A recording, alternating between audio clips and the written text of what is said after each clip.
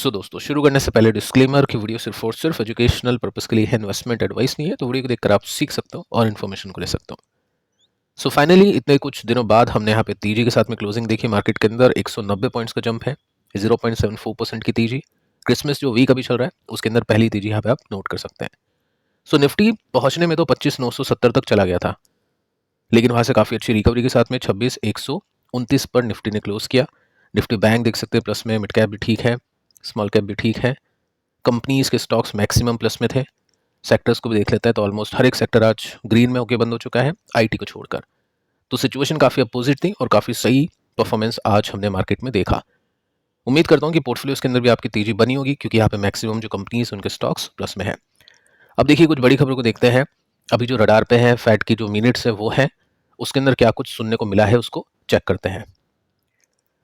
यहाँ पे देखिए दोस्तों, यहाँ पे मेंशन कर रखा है कि मैक्सिमम जो लोग हैं ना वो सपोर्ट कर रहे हैं लोअर रेट को। जैसा कि मैं आपको बता चुका हूं कि इस बार 25 बीपीएस का कट हुआ था। एक्सपेक्टेड है कि जनवरी जो 27-28 जनवरी है मीटिंग में कोई कट देखने को नहीं मिले। वो आज की डेट की सिचुएशन है, उसके हिसाब से मार्केट प्राइस इन है। लेकिन अगर कुछ कट हो जाता है तो मार्केट उसमें अच्छा परफॉर्म करेगा। बाकी कुछ है जो लोग बोल रहे हैं कि रेट को अनचेंज रखो, कुछ कट करने की आवश्यकता नहीं है। लेकिन देखिए दोस्तों, यहाँ पे आउटकम यह है कि अगर कुछ ऐसा डेटा आता है जिसमें इन्फ्लेशन डिक्लाइन को सपोर्ट मिलता है, ऐसा लगता है कि यहां से और भी महंगाई कम हो सकती है, तब जाकर रेट कट हो सकता है। तो क्लियर कट ऐसा नहीं बोला है कि रेट कट होगा जनवरी में, बट यहाँ पे उम्मीदें हैं और उसके बेसिस पे मार्केट ने ठीक ठाक परफॉर्म किया है और ग्रीन में क्लोजिंग दी है। ठीक है। क्रिसमस तीजी में आज हमने देखा कि पहला दिन ऐसा, मतलब आपको पता ही है, लास्ट 5 वर्किंग डेज दिसंबर के प्लस 2 दिन जनवरी के। यहाँ पे आप नोटिस कर सकते हैं कि पिछले 4 दिन, मतलब जो भी 5 दिन है उसके बेसिस पे हम देखें तो 4 बार गिरावट हमने देखी और आज फर्स्ट टाइम तेजी हमने देखी है। अगर 2 दिन प्लस में चले जाए तो जो तेजी का पैटर्न है, 10 में से 9 बार मार्केट ने अच्छा परफॉर्म किया है, वो कंटिन्यू चलेगा। निफ्टी की सिचुएशन को देखते हैं कि चार्ट अभी क्या बताने की कोशिश कर रहा है। चार्ट आप देखोगे ना तो यहाँ पे हमने सबसे पहले एक सपोर्ट देखा था, ठीक है। सेकंड आप देखोगे तो इस तरह से हम एक ट्रेंड लाइन को बना सकते हैं, इस बेस को मान के, और यहाँ पे हम इसको एक्सटेंड कर सकते हैं। रेसिस्टेंस को देखें तो ये कुछ रेसिस्टेंस बने हैं जहां से मार्केट नीचे गिरा है। तो निफ्टी वापस से अपने रेसिस्टेंस पे जाने की कोशिश में है। रेंज काफी छोटी होती जा रही है, तो अगर कुछ ब्रेकआउट मिलता है तो चांसेस काफी हाई हो गए कि निफ्टी बेटर परफॉर्म करे पिछले कुछ दिनों के कंपैरिजन में। क्योंकि आप देख सकते हैं यहाँ पे जो गिरावट बनी है पिछले कुछ दिनों में, टोटल 5 ट्रेडिंग डेज आपको देखने को मिलेगी। इसके अंदर डे कैंडल है, लेकिन एक ही दिन में ऑलमोस्ट 80% जो गिरावट है वो कंप्लीट कवर हो चुकी है। आपको क्या लगता है दोस्तों, 2 दिन कैसा मार्केट करेगा? कमेंट कर सकते हैं। अब दोस्तों बात करते हैं most important, most wanted commodity के बारे में, जो कि है सिल्वर। कल आपने देखा स्पॉट प्राइस 5% की तेजी थी। ये अभी का डेटा है, ठीक है, रियल टाइम डेटा आप इसमें देख सकते हैं। करंटली सिल्वर का जो प्राइस है वो 5% के साथ में क्रैश हो चुका है। कल 5% की तेजी मार्केट के बंद होने के बाद में, इक्विटी मार्केट पहले बंद होते हैं, एमसीएक्स और ये जो सिल्वर के मार्केट होती है लेट बंद होते हैं, आपको बताइए। मार्केट बंद हुआ, उसके बाद में सिल्वर 5% चला। क्लोज अगर वैसे होता तो आज के दिन हमारा जो ETF है वो भी अच्छा करता, लेकिन हुआ क्या है, 5% के साथ में नीचे वापस से। साथ में M6 को भी आप देख सकते हैं, इसके अंदर भी आपको 6% की गिरावट देखने को मिल जाएगी। तो इसका मतलब यह है कि सिल्वर अभी के समय एक ऐसी रेंज में आ चुका है जहां पे बायर्स भी एक्टिव है और सेलर्स भी एक्टिव है। यानी सिल्वर को कुछ ना कुछ ब्रेकआउट्स या ब्रेकडाउन देना पड़ेगा नेक्स्ट डायरेक्शन के लिए। आप यहाँ पे देख सकते हैं आज के दिन सिल्वर ने कैसा परफॉर्म किया। 1% की गिरावट, जो 5% की तेजी थी, उसका फायदा यहाँ पे नहीं मिला, क्योंकि वापस से 5% के साथ में सिल्वर नीचे चल गया था। अब क्या करते हैं, हम यहाँ पे देखते हैं कि जो ट्रेडर्स हैं उनके लिए एक्सपर्ट्स क्या बताने की कोशिश करें। अब देखिए, मैं पहले बता देता हूँ, ऐसा कुछ नहीं है कि आपको इनके बेसिस पे खरीदना बेचना है, जस्ट हम स्टडी पर्पस के लिए देख रहे हैं कि क्या बातें हो रही है। कुछ डेटा इंटरेस्टिंग मिल जाए तो उससे अपनी स्टडी में सहायता मिलेगी। सिल्वर का जो प्राइस है 15,000 के साथ में क्रैश हुआ last trading day of 2025। Investors, traders को क्या करना चाहिए उसके बेसिस पे देखते हैं। देखिए, सिल्वर जब चलेगा तब इक्विटी मार्केट थोड़ा सा वीक हो सकता है, ये आपको बताइए। और इक्विटी मार्केट कब वीक होता है? जियोपॉलिटिकल जब टेंशन चलती है तब। और भी काफ़ी सारे रीजंस होते हैं, लेकिन जस्ट अभी की बात करूँ जिसके अंदर हमने काफ़ी सारी न्यूज़ देखी वॉर की, यूएस अगेंस्ट ईरान, इसराइल, और अभी हम चाइना और ताइवान की भी न्यूज़ सुन पा रहे हैं। तो यहाँ पे आप देख सकते हैं मेंशन कर रखा है कि सिल्वर को शॉर्ट टर्म का सपोर्ट इस वजह से मिलना चाहिए। शॉर्ट टर्म इनके कहने का मतलब यह है कि कुछ हफ्ते या कुछ महीने, लेकिन साथ में फेड की जो मिनट्स है उसके अंदर ये देखने को मिला है कि काफ़ी कम चांसेस हैं कि अग्रेसिव रेट कट होगा 2026 में, क्योंकि वोट एक तरफ नहीं है। काफ़ी लोग कह रहे हैं कि रेट कट नहीं होना चाहिए, काफ़ी लोग कह रहे हैं कि रेट कट होना चाहिए। मैक्सिमम देखो चांसेस है रेट कट होगा, लेकिन यहाँ पे मेंशन कर रखा है कि अग्रेसिव नहीं होगा। हर कोई कहता, हर कोई मेंबर वोट करता तो फिर अग्रेसिव होता, लेकिन यहाँ पे चांसेस नहीं है। अगर अग्रेसिव रेट कट नहीं होगा तो सिल्वर की जो तीजी है उस पर कैप लगेगा, यानी उसके ऊपर मतलब सिल्वर ज़्यादा कुछ खास अच्छा नहीं कर पाएगा अगर ऐसा होता है तो।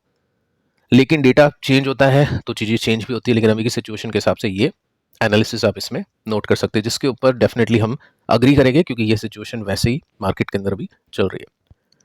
अब देखिए टेक्निकल्स क्या बताने की कोशिश करें कि वापस से एक बूम आने वाला है सिल्वर में। एक बहुत बड़ा बूम था, यहाँ पे तीजी बनी, उसके बाद में एक शानदार सा क्रैश हमने देखा 27% का, उसके बाद में यहाँ पे हमने देखा रिवर्सल, और उसके बाद में सिल्वर देखते देखते 80% चल गया ऊपर। वापिस से देखिए आप यहाँ पे देख सकते हैं कि 20% के साथ में क्रैश हुआ। कि गैप कितना है, हाई से लेकर लो 20% के आसपास। क्या ब्रेकआउट हुआ है क्या? तो चार्ट के अंदर देखिए अभी तो कोई सिग्नल नहीं है, हम ये मान सकते हैं कि ये अब बन चुका है रेसिस्टेंस। ये टॉप आप देखोगे इस कैंडल का, तो तीनों कैंडल का टॉप ऑलमोस्ट सेम है, ठीक है। तो इसको हम एक रेसिस्टेंस के रूप में देख सकते हैं फिलहाल के लिए, और बाकी ये जो इंडिकेशन है नीचे से काफ़ी अच्छी बाइंग आ रही है, ये एक सपोर्ट मिल रहा है इसको, ठीक है। तो देखते हैं दोस्तों आगे चल के क्या होता है। बाकी इस डेटा के हिसाब से अपन इसी निष्कर्ष पर पहुंच सकते हैं कि बायर्स का सपोर्ट अभी भी सिल्वर को है फॉर शॉर्ट टर्म। अगर कुछ इंटरेस्टिंग रिवर्सल होता है तो वापस से काफ़ी बड़ी बाइंग हो सकती है। बाकी एक्सपेंसिव है, काफ़ी महंगा है, वो सब चीज़ें आपको बताई हैं, तो रिस्क मैनेजमेंट करना काफ़ी इंपॉर्टेंट है। सो देखते हैं दोस्तों आगे चल के इसमें किस तरह के पैटर्न बनते हैं। सो अब दोस्तों बात करते हैं कुछ इंपॉर्टेंट कंपनीज़ को लेकर जो आज के दिन न्यूज़ में थी। टेक्निकली भी देखते हैं, कुछ फंडामेंटली डिस्कशन होगा तो उसको भी चेक करते हैं। फर्स्ट जो कंपनी इसका नाम है डिक्सॉन। स्टॉक ने आज 3% की तेजी दिखाई। काफ़ी टाइम से स्टॉक अंडर परफॉर्म करा है, काफ़ी सारे क्वेश्चन आ रहे हैं कि सपोर्ट कंपनी का स्टॉक नहीं ले पा रहा है और किस बेसिस पे इसको देखना चाहिए टेक्निकली। फंडामेंटली आपको बताइए सिचुएशन कैसी है, कुछ खास नहीं है, टेक्निकली भी सिचुएशन वीक है। न्यूज़ काफ़ी अच्छी है। न्यूज़ ये है कि एक्सपोर्ट इंक्रीज कर चुका है 43% मंथ ऑन मंथ बेसिस नवंबर 25 में। साथ में अच्छी न्यूज़ ये भी है कि कंपनी रिकवर कर चुकी है मार्केट शेयर शाओमी से आफ्टर 5 मंथ डिक्लाइन, ठीक है। तो मार्केट शेयर इंप्रूव हुआ है, रिकवर हुआ है, साथ में 43% एमओएम बेसिस में एक्सपोर्ट कंपनी का बड़ा है। अच्छी न्यूज़ है, 2-3% की तेजी बनी है। लेकिन दोस्तों यहाँ से काम नहीं चलेगा। कंपनी की सेल्स बढ़ जाए, कंपनी का एक्सपोर्ट बढ़ जाए, लेकिन कंपनी के प्रॉफिट के जो मार्जिन है ना वो काफ़ी इंपॉर्टेंट रोल प्ले करते हैं, और इन कंपनीज में मार्जिन काफ़ी कम होते हैं, तो थोड़ा सा भी बीपीएस ऊपर नीचे होता है तो काफ़ी इंपैक्ट पड़ जाता है। सो देखते हैं रिजल्ट कैसे आते हैं। बाकी चार्ट के ऊपर हम डिस्कशन करते हैं आगे चल के, पहले हम सब कंपनीज की न्यूज़ को देख लेते हैं। इसके बाद में देखिए सेकंड कंपनी है केपीआई ग्रीन। 6% के साथ में स्टॉक आज चला। सो कल के दिन भी बहुत बड़ी तेजी हमने देखी और आज के दिन भी 6% की तेजी बनी। ऑफिशियली देखिए जो न्यूज़ है ना वो आई नहीं थी, बाकी बीएससी की वेबसाइट्स पर काफ़ी लोगों ने देखा था कि प्रमोटर ग्रुप ने बाइंग की है। ऑफिशियल जो न्यूज़ है वो आज आउट हुई है 11:11 पर, और एक कंपनी है, नेम पढ़ सकते हैं, प्रमोटर ग्रुप की बनाई हुई कंपनी है। इसके थ्रू स्टॉक्स लिए जा चुके हैं 2,42,500 ओपन मार्केट से। ओपन मार्केट से ये काफ़ी ज़्यादा हमको ट्रस्ट देता है प्रमोटर के ऊपर, कंपनी के ऊपर। ऐसा क्यों?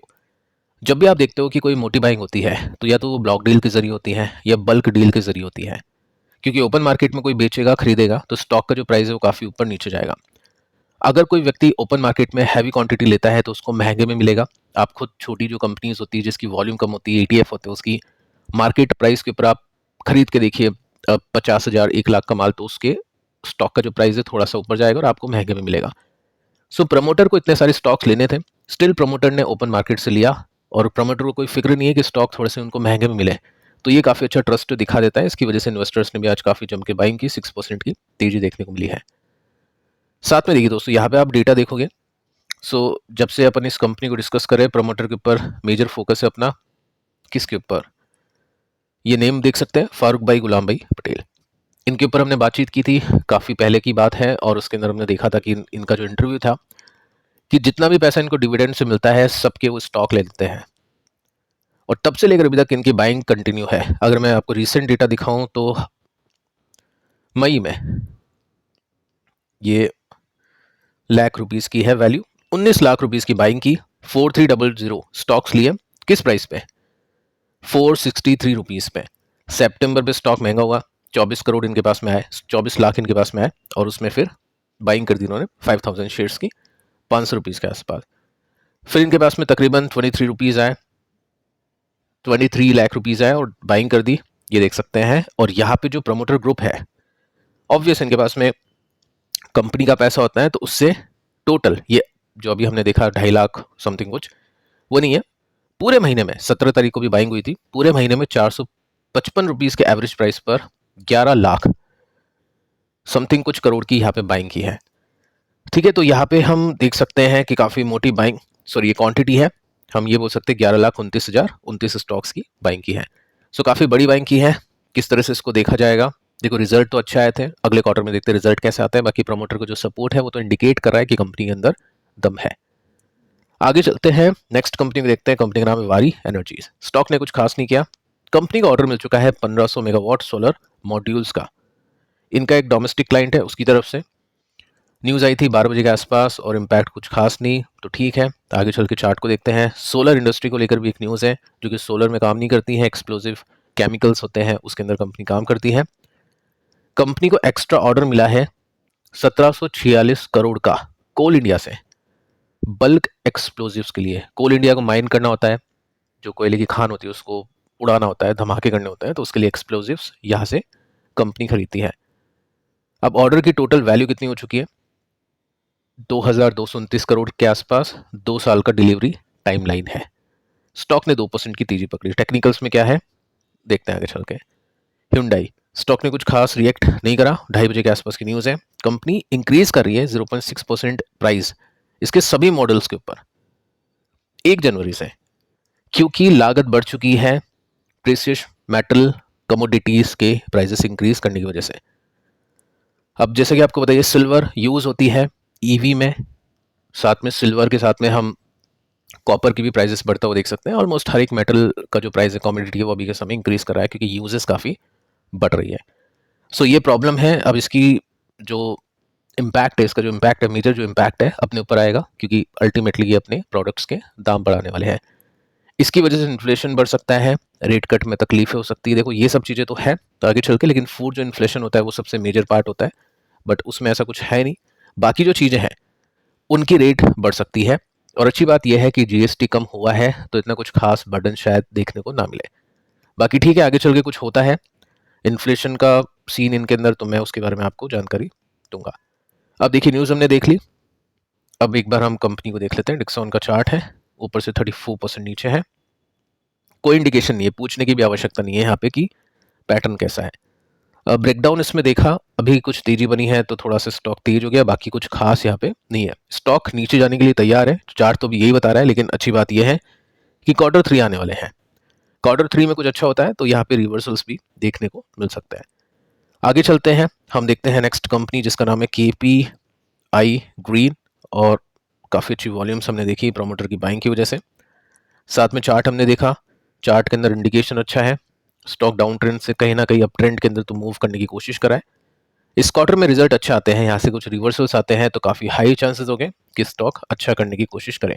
बाकी हाँ, छोटी कंपनी है लेकिन दम है कंपनी के अंदर फाइनेंशियली, और जो प्रमोटर है उसका काफ़ी अच्छा सपोर्ट इसके पास में मौजूद है। नेक्स्ट जो कंपनी है वो भी इसी सेक्टर से बिलोंग करती है। कंपनी का नाम है वारी एनर्जीज, और स्टॉक अभी अप ट्रेंड से घूम के डाउन ट्रेंड के अंदर शिफ्ट हो चुका है। कुछ ऑर्डर्स इसके पास में आ रहे हैं, लेकिन उसका कोई इम्पैक्ट नहीं हो रहा है यहाँ पे। ठीक है, तो कुछ खास यहाँ पे नहीं है। टेक्निकली स्टॉक अभी इस समय काफ़ी वीक है। आगे चलते हैं, नेक्स्ट कंपनी को देखते हैं। कंपनी का नाम है सोलार इंडस्ट्रीज एक्सप्लोजिव्स, और यहाँ पे ऑर्डर इसके पास में आया था कोल इंडिया की तरफ से। ऑर्डर की प्राइसेस बढ़ चुके हैं, बट स्टॉक के अंदर कोई भी इम्पैक्ट नहीं है, क्योंकि वैसे नंबर्स नहीं आ रहे जैसे मार्केट एक्सपेक्ट कर रहा है। और इस तरह के करेक्शंस हमने यहाँ पे पहले भी देखे हैं, छोटे करेक्शंस भी देखे हैं, लेकिन उसके बाद में रिवर्सल्स भी देखे हैं। तो देखते हैं उससे यहाँ पे रिवर्सल कब आएगा। जब तक रिवर्सल नहीं आता है, जब तक कोई अपमूव इसमें देखने को नहीं मिलेगा। यहाँ पे कुछ सपोर्ट बना था, लेकिन उसके बाद में पैटर्न काफ़ी वीक दिखा अपने को, तो उसके बारे में बातचीत हमने की। ब्रेकडाउन हुआ तो वापस स्टॉक अभी वीक चल रहा है। इसके बाद में हिंडाई, यहाँ पे थोड़ा सा सपोर्ट बना हुआ है, स्टॉक 20% के साथ में नीचे है। एक लार्ज कैप कंपनी है, हैवी कंपनी है, सपोर्ट ले रहा है स्टॉक, अच्छी बात है। एक क्वार्टर अच्छा, यानी Q3 अच्छा, तो काफ़ी हाई चांसेस हो गए यहाँ पे कुछ ना कुछ अच्छा देखने के। सो फिलहाल दोस्तों इस वीडियो में इतना ही। कल की दोनों वीडियोस आप देखना, मिलते हैं नेक्स्ट वीडियो में, तब तक के लिए बाय बाय।